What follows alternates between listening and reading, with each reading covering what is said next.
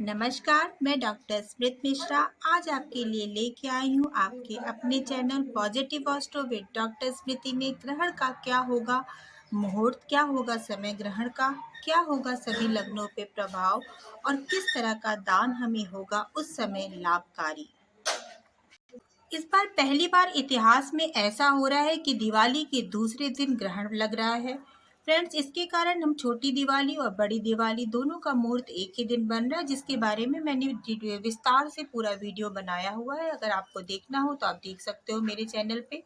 साथ ही साथ फ्रेंड्स, ये जो दिवाली की रात को 2:30 के लगभग ये जो, क्योंकि ग्रहण लगने के 12 घंटे पहले से सूतक प्रारंभ हो जाता है, तो सूतक लग जाएगा। तो आप लोगों को जो विसर्जन करना है वो उसके पूर्व ही आपको कर लेना है। तो इस बात का आप ध्यान रखिएगा। और साथ ही साथ ये 2:30 पे लगभग सूतल काल प्रारंभ हो जाएगा। ग्रहण जो होगा वो दोपहर में 25 अक्टूबर को दोपहर 2:29 पे प्रारंभ होगा, जिसका मध्यकाल 4:30 पे होगा और ग्रहण समाप्त होगा 6:32 पे। अब हम लोग बात करेंगे कि ग्रहण के दौरान हम किस तरह की सावधानियां रख सकते हैं और हर लग्न पे इसका क्या पड़ेगा प्रभाव। फ्रेंड्स, सबसे पहले तो इस बात को दिल से निकाल दीजिए कि ग्रहण बहुत ही नकारात्मक ही होता है। ग्रहण एक सुंदर खगोलीय घटना है। एस्ट्रोलॉजिकल, स्पिरिचुअल लेवल पे या साइंटिफिक लेवल पे इसकी बहुत ज़्यादा इम्पोर्टेंस होती है। एक बार ग्रहण का सहारा लेकर ही श्री कृष्ण भगवान जी ने अर्जुन जी से जरासंध का वध करवाया था। 1 सेकंड के लिए लगा ग्रहण के द्वारा कि सूर्य छिप गया है। तो ये घटना आपको पता ही है। तो ग्रहण हमेशा नकारात्मक नहीं होता। अगर कुछ प्रिकॉशन लिया जाए तो साधकों के लिए, सिद्धि प्राप्त करने वालों के लिए, स्पिरिचुअल साधना के लिए बहुत ही अच्छा समय है, मंत्र सिद्धि के लिए। अब हम लोग फ्रेंड्स देखेंगे कि ग्रहण का क्या इफेक्ट पड़ेगा सारे हमारे लग्नों पे और किस तरह की सावधानियां हम ले सकते हैं।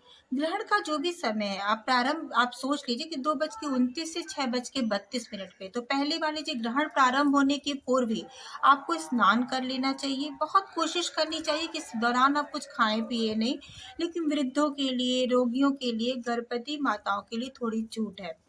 तो लेकिन बाकी लोग ध्यान रखें कि इस दौरान कुछ ना खाएं। और अब मजबूरी में अगर खान पान की कुछ वस्तुएं आप रखे ही हैं, जैसे दूध है, छोटे बच्चे हैं घर में या कुछ और, तो आप एक काम करिए, तुलसी जी का पत्ते लेके एक एक खाने में डाल के उसको ढक के रख दीजिए, जिससे उसकी निगेटिविटी जो होगी वो थोड़ी थोड़ी कहीं ना कहीं कंट्रोल हो जाएगी।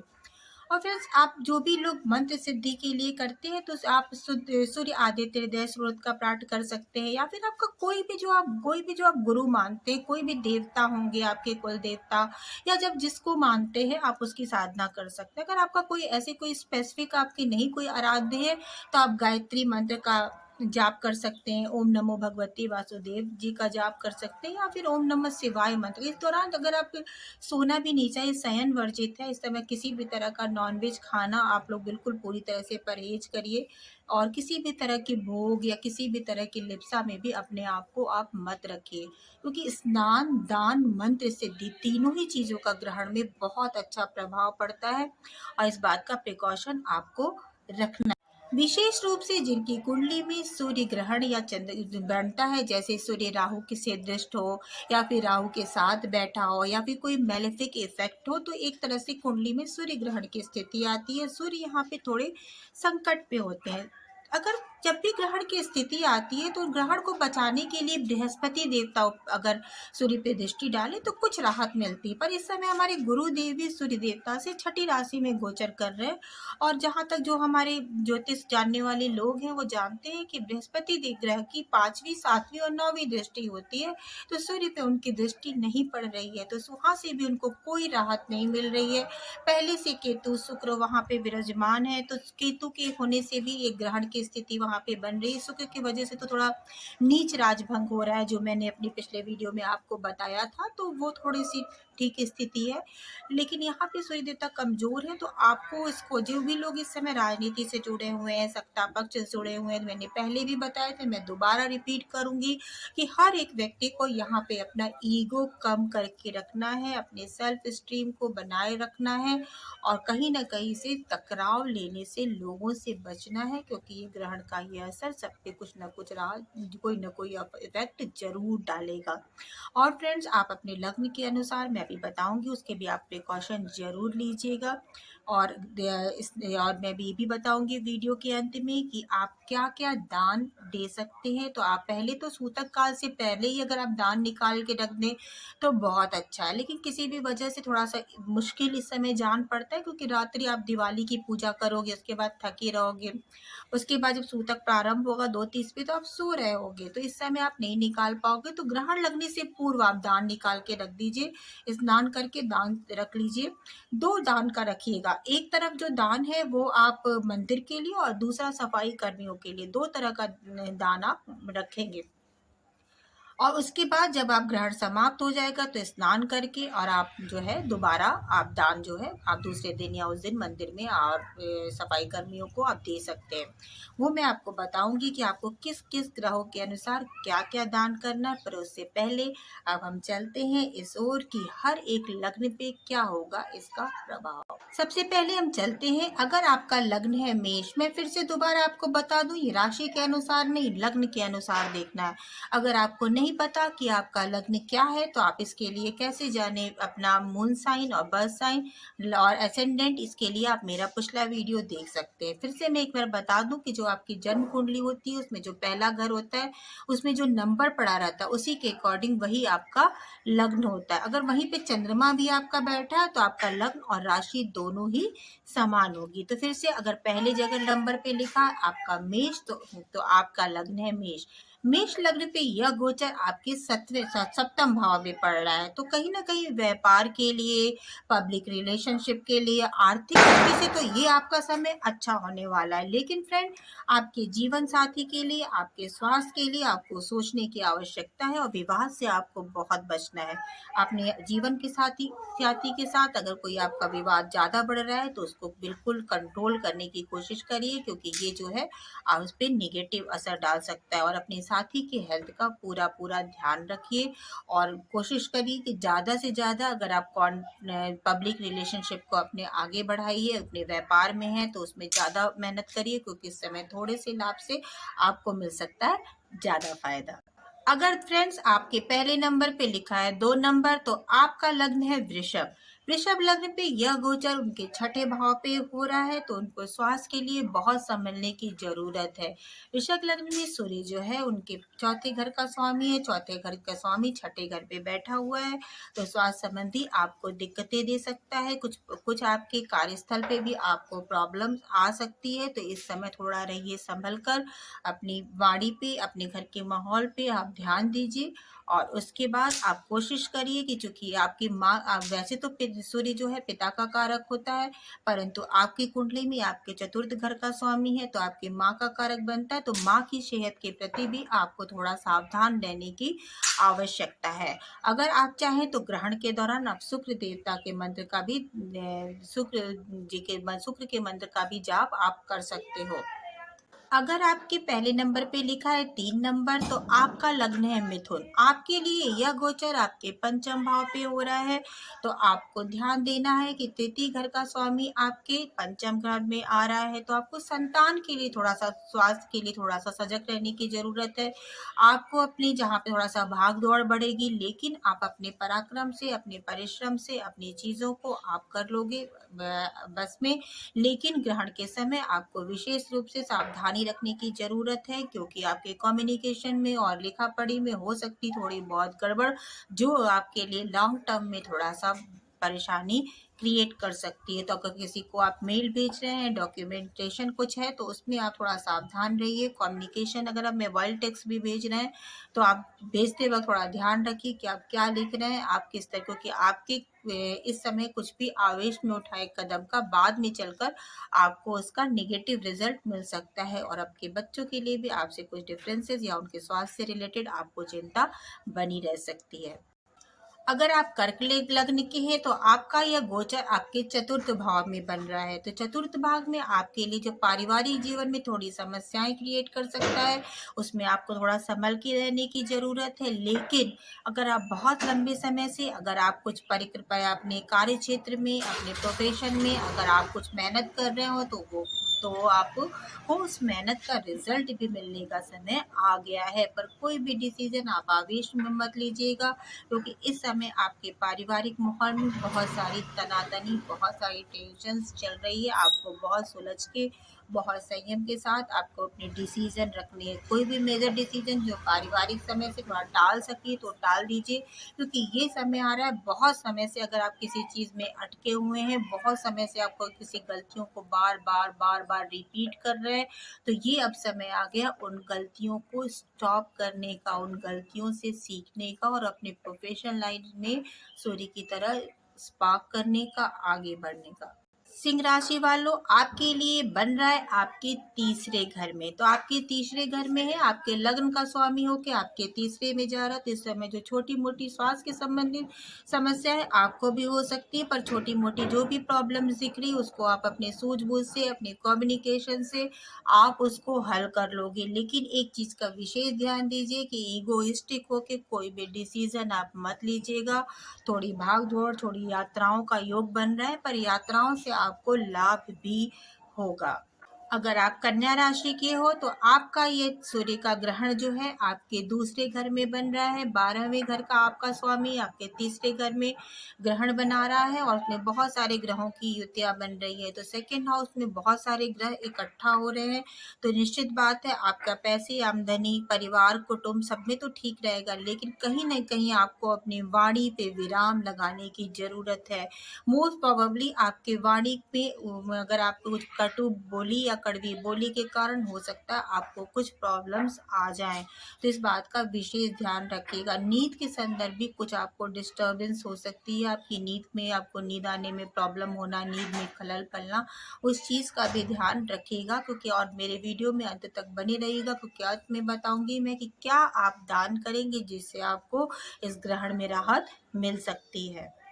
अगर आप तुला लग्न के हो तो आपके लिए गोचर आपके खुद के लग्न में हो रहा है। इस बात का विशेष ध्यान रखें कुछ दिनों के लिए। और लाभ स्थान का स्वामी आपके तीसरे भाव में आके कहीं ना कहीं आपके प्रथम स्थान में आके, लाभ स्थान 11वें भाव का स्वामी आपके प्रथम स्थान में आकर कहीं ना कहीं आपको आपके लगन पे ये ग्रहण बन रहा है, तो कहीं ना कहीं कुछ शारीरिक समस्याएं आपको हो सकती हैं, क्योंकि आपके लग्न पे बहुत सारे ग्रहों की आपकी युतियां बन रही है, बहुत सारे ग्रहों की चौकड़ी बन रही है। तो अपनी सेहत के प्रति, अपनी चीज़ों के प्रति आपसे सावधान रखिएगा, विशेष रूप से जीवन साथी के प्रति सेवत के भी सावधान रहिएगा, क्योंकि सातवां घर जो बन रहा है वो दृष्टि डाल रहा है, वो आपके प्रथम घर में जो बन रहा है वो आपके सातवें घर में दृष्टि डाल रहा है। तो अपने जीवन साथी के स्वास्थ्य के प्रति संभलिएगा, लेकिन आप स्लो प्रोसीजर में चलिएगा। तो कोई काम जो बहुत लंबे समय से आप कर रहे हो या फिर आप उसको आप एक प्रोसेस में डाल दो, तो धीरे धीरे 15-20 दिन बाद, 20 से 24 दिन बाद ये धीरे धीरे वो काम प्रोसीजर में आएगा और आपका काम धीरे धीरे बनने लगेगा। ये स्थिति ज्यादा समय तक नहीं रहने वाली। अगर आप वृश्चिक लग्न के और पहले नंबर पे आपका लिखा है 8, तो आपका राशि स्वामी है मंगल, और आपके लिए ये जो गोचर है वो कहीं ना कहीं आपके जो 12वें भाव में हो रहा है। 12वें, छठे, 8वें और 12वें घर में किसी भी चीज का जो गोचर गुजरता है तो बहुत अच्छा नहीं माना जाता। ग्रहण की स्थिति आपके 12वें भाव में है, तो आप विदेश से जुड़े हो तब तो अच्छा है, नहीं तो ये आपको बहुत सारी थोड़ी सी डिस्टर्बेंस दे सकता है, आपको खर्चों में बढ़ोतरी होना। और एक चीज का ध्यान रखिएगा कि आप कोई भी इनलीगल काम इस समय ना करें, नहीं तो अब जेल या चीजों के प्रति भी आप थोड़े सावधान रहिए। लेकिन अगर आप स्पिरिचुअल हो, आप हमेशा लीगल प्रोसीजर पे चलते, तो आपको डरने की कोई ज़रूरत नहीं है, क्योंकि जो 12वां घर है वो मोक्ष का स्थान भी है। तो हो सकता है कि ये जो स्थान है आपको ले जाए, आपको अपनी अलग लेवल पे, आप एक बहुत अलग लेवल पे अपनी स्पिरिचुअल साधना को कर पाएँ और अपने आप को प्राप्त कर पाएँ। ज्योतिषी पॉइंट ऑफ व्यू से हर चीज़ के कोई भी चीज़ नेगेटिव नहीं होती। स्पेशली मेरे चैनल में कोई भी ऐसा चीज़ नहीं होगा जो मैं आपको नेगेटिव बताऊंगी, हर चीज़ के पॉजिटिव एस्पेक्ट होते हैं। तो अगर आप वृश्चिक लग्न के हों और थोड़े आप अगर भौतिकवादी हो तो समझ जाइए ये समय है स्पिरिचुअलिटी का। वृश्चिक लग्न वालों, आपका चूंकि पिता के स्थान का स्वामी आपके ग्रहण की स्थिति में आए हैं 7 और 12वें भाग में, तो पिता से भी आपके सेहत के प्रति सावधान रहने की जरूरत है। और कार्य स्तर के भी स्वामी हैं, तो वर्किंग में भी आपको थोड़ा संभल के रहना है। मोस्ट प्रोबेबली आपका अचानक से ट्रांसफर का योग बन जाए, या स्थान परिवर्तन का योग हो जाए, या जॉब चेंजेस के भी इसमें ऑप्शन आ रहे हैं, तो आपको थोड़ा सा संभल के चीजों को आपको डिसीजन लेना है। धनु लग्न वालों, आपके लिए बहुत ही अच्छा समय है, क्योंकि सारे ग्रहों की युक्ति हो रही है आपके 11वें भाव पे कोई भी ग्रह अपना अच्छा ही असर देता है। आपके भाग्य स्थान के स्वामी का चूंकि ग्रहण लगे हैं, तो थोड़ा सा आपको ऐसा नहीं है कि बहुत इजीली चीजें मिल जाएंगी। कुछ हडल, कुछ डिस्टर्बेंस आपको परमानेंट होती रहेगी, लेकिन फ्रेंड्स आपको चिंता करने की आवश्यकता नहीं है, क्योंकि थोड़े प्रॉब्लम्स के बाद बहुत लंबे समय से आ रही आपकी सारी प्रॉब्लम धीरे धीरे सॉल्यूशन होगी। लाभ तो हर स्थान से आपको इस बार मिलना ही मिलना है। शनि भी जो है अपने आखिरी चरण में, आपकी जो 7.5 है वो अपने आखिरी चरण में आपको लाभ मिलेगी। आप थोड़े से मंत्रों की सिद्धि के द्वारा आप अपने भाग्य को अच्छा बना सकते हैं और अपने रुके हुए कामों को आप सफल बना सकते हैं। अब बारी आ रही है मकर लग्न की। मकर लग्न के लिए आपके लिए ग्रहण बन रहा है आपके 10वें स्थान पे, जो कि अष्टम का स्वामी है सूर्य भगवान, और आपके 10 में जा रहे हैं, तो आपके लिए कुछ प्रॉब्लम्स ये ला सकते हैं। तो आपको मकर राशि वालों, आपको सावधान होने की आवश्यक है। सूर्य पे भी शनि की युति पड़ रही है, तो आपको थोड़ा सा संभलने की जरूरत है। कोई भी डिसीजन हो आप बहुत सोच समझ के लीजिए। अगर आप थोड़ा सा रिसर्च वर्क में जुड़े हैं, आप बीमा वर्क से, बीमा वाली जॉब से जुड़े हुए हैं, या इस तरह के कोई भी आप काम कर, आप एस्ट्रोलॉजी से जुड़े हुए हैं, तब आपको विशेष रूप से घबराने की जरूरत नहीं है। अन्यथा आपको बहुत संभल के रहने की जरूरत है, और ग्रहण के दौरान आपको लगातार मंत्र का पाठ करते रहना है। कुंभ लग्न वालों, आपके लिए ये जो ग्रहण है वो कहीं ना कहीं आपके भाग्य स्थान से हो रहा है। भाग्य स्थान का स्वामी आपके पत्नी स्थान का स्वामी है, और भाग्य स्थान पे जाके ग्रहण की स्थिति बना रहा है। तो आपको पहली बात तो जो चीजें दिखेंगी, केतु भी साथ में है, तो हो सकता है कि आपको जो संसार दिख रहा है, जो आपको सच दिख रहा है, वो पूरी तरह से सच ना हो। तो उसके लिए आपको अवेयर रहने की जरूरत है, और बहुत ध्यान रखने की जरूरत है कि आप सच को देख पाए। ईगो से बच के रहिए और बहुत ध्यान से चीजों को चलिए, क्योंकि इस समय भाग्य पे थोड़ा सा रुकावट है। आपके बने हुए काम थोड़े से रुक रहे हैं, लेकिन इस समय ज्यादा समय तक नहीं रहेगा। पत्नी के स्वास्थ्य का भी आप ध्यान रखिए, और पत्नी से संबंधित तनातनी से भी आप बचिए। और इस समय को आप थोड़े संयम के साथ, थोड़ा रुक के, थोड़ा ठहर के गुजारेंगे, तो यह गोचर आपके लिए, कोई ये ग्रहण आपके लिए कोई विशेष हानिकारक नहीं होगा। परंतु दान पुण्य आपको करना ही करना है, क्योंकि आपका ये गोचर आपके भाग्य पे सीधे सीधे प्रभाव डाल रहा है, और आपके दाम्पत्य पे भी।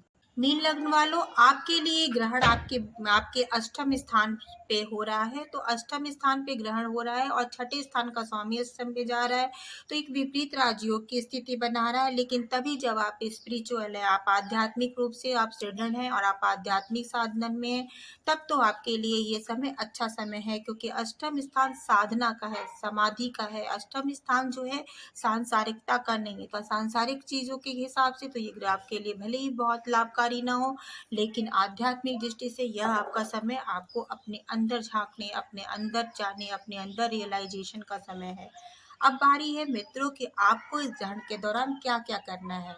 तो पहले तो आपको मैं बता दूं कि आप जो भी मैंने बताया कि जो भी आपके गुरुदेव हैं, जो भी आपके इष्ट हैं, जो भी आपके राशि स्वामी है, जो भी आप मंत्र पढ़ना चाहें, या गायत्री मंत्र, या ओम नमः शिवाय, या ओम नमो भगवते वासुदेवाय, या वृषभ है, या जो भी अपनी राशि का स्वामी है, तो शुक्र का, कैंसेरियन जो है कर्क राशि वाले, ओम नमः शिवाय का कोई भी आप पाठ जो है मंत्र का जितना जाप कर सके उतना करिए। मंत्र सिद्धि इस समय होगी। और दान के लिए आप लोग कोशिश करिए कि ज्यादा से ज्यादा सारे ग्रहों का दान इसमें इंक्लूड हो जाए। तो इसके लिए आपको क्या करना है कि आपको मसूर की दाल, सूर्य के लिए आपको मसूर की दाल, आटा, गुड़ निकालना है। चावल हो जाएगा आपका चंद्रमा के लिए भी, आपका शुक्र के लिए भी, दोनों के लिए थोड़ा चावल, थोड़ा गुड़, थोड़ा सा मसूर की दाल, थोड़ा सा आटा। बृहस्पति ग्रह के लिए थोड़ा चने की दाल, राहु और शनि के लिए उड़द की दाल, और बुध के लिए आप मूंग की दाल निकाल सकते हैं, और कुछ जो भी आपकी सामर्थ्य हो थोड़ा सा भी नकदी धन निकाल दिया। अगर कर्क राशि वाले छोटी सी मात्रा में भी अगर चांदी का दान कर पाए कर्क वाले और शुक्र वाले तो उनके लिए बहुत ही अच्छा। अगर नहीं भी कर पाए तो आप अपने सामर्थ्य अनुसार आप चावल चीनी इस तरह की चीज़ें दे सकते हैं। जिनको बहुत दिनों से अपनी कोई न कोई स्वास्थ्य संबंधित बहुत सारी प्रॉब्लम है, तो मौसमी वो कोई फल लें जो मौसमी हो और अच्छा हो, तो वो फलों का जो आप चाहे 1 किलो या सब्जी उसको सवा में मान लें, 1.25 किलो या 2.25 किलो या जैसा भी, या फिर आप करके आप उसको छू के और आप उसको मंदिर में या फिर किसी सफाई कर्मी को आप दान दीजिए। आपको मैंने पहले ही बताया, ग्रहण के पहले भी आपको स्नान करना है और बाद में भी, जितनी आपने उस समय आपको सोना नहीं है, किसी भी तरह की भोजन का जो विशेष परिस्थिति में जो लोग बीमार हैं या फिर बच्चे हैं वृद्धों को छोड़ के आपको नहीं करना है। करना भी है तो अगर भोजन रखना भी तो तुलसी एक पत्ती उसमें आप डाल दीजिए। जो समय शयन ना करिए, ज़्यादा से ज़्यादा आध्यात्मिक साधना कीजिए और बाद में जो दान है ग्रहण के बाद नहा धो के मंदिर में और सफाई कर्मियों को दे दीजिए। निश्चित बात है आपको ये राहत देगा और ये समय आपको है स्पिरिचुअलिटी की तरफ ले जाएगा। फ्रेंड्स, मैं एक बार फिर कहना चाहूँगी, मेरा ये चैनल नया है, मैं कोशिश कर रही हूँ कि मैं ज़्यादा से ज़्यादा विषयों पे वीडियो बनाऊँ। आपको बताइएगा कि आपको मेरा ये वीडियो कैसा लगा। अगर आपको कुछ और जानकारी चाहिए होगा तो मुझे बताइएगा। ज़्यादा से ज़्यादा लोगों को इस वीडियो को शेयर करिएगा, लाइक करिएगा। नमस्कार।